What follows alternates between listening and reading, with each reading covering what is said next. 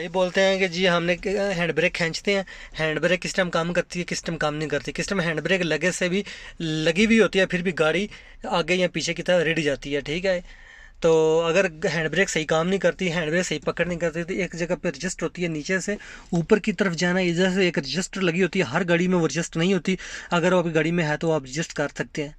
ठीक है, तो ये मैं आपको पार्ट 2 में मुकम्मल तफसील के साथ और चाबी पाने के साथ बताऊंगा ये किस तरीके से आपने एक बेहतरीन काम करना, जिस वजह से इसकी एडजस्टिंग में कोई मसला नहीं आएगा, एडजस्ट सही करेगी। जिधर आप हैंड ब्रेक को खींचेंगे उधर ये बिल्कुल परफेक्ट काम करेगी।